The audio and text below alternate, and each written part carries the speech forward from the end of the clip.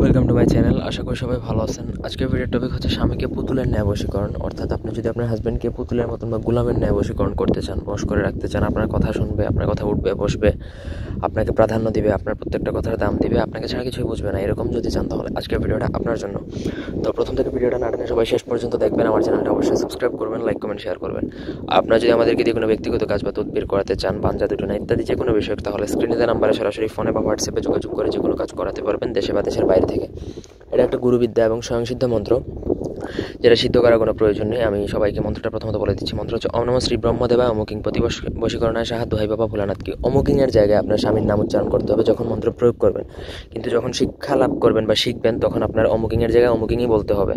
এটা শুধুমাত্র শনিবার মঙ্গলবার দিনে প্রয়োগ করা যায়, আমার অনুমতি সাপেক্ষে তবেই প্রয়োগ করতে পারবেন। এখন অনুমতি নিতে যদি কারো সমস্যা থাকে তাহলে ভিডিও দেখার দরকার নেই। অনেকে বলে যে অনুমতি কেন নেবেন, অনুমতি কেন নেবেন সেটা যারা এই লাইনে কাজ করে তারা ভালো করেই জানে। আপনি একটা জিনিস শিখবেন, আপনার যদি অনুমতি না লাগে তাহলে আপনি এই লাইনে না আসাই ভালো।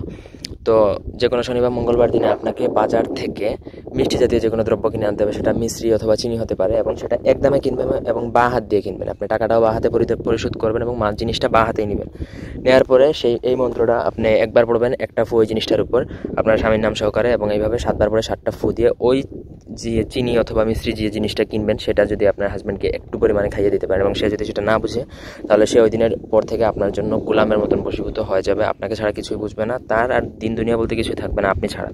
আপনি চাইলে তাকে উঠাতে পারেন, বসাতে পারেন, তবে এটা অন্যায়ভাবে বা কোনো খারাপ উদ্দেশ্য বা কোনো স্বার্থ চরিতার্থ করার জন্য আপনি এটা প্রয়োগ করতে যাবেন না, সেক্ষেত্রে ক্ষতি হওয়ার সম্ভাবনা আছে। তো এই ছিল আজকের ভিডিওর যদি কোনো অংশ বুঝতে কারো অসুবিধা থাকে আমাদেরকে কমেন্ট করে জানাতে পারেন।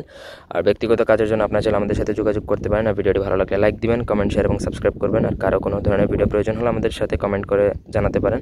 ধন্যবাদ সবাইকে। আল্লাহ হাফেজ।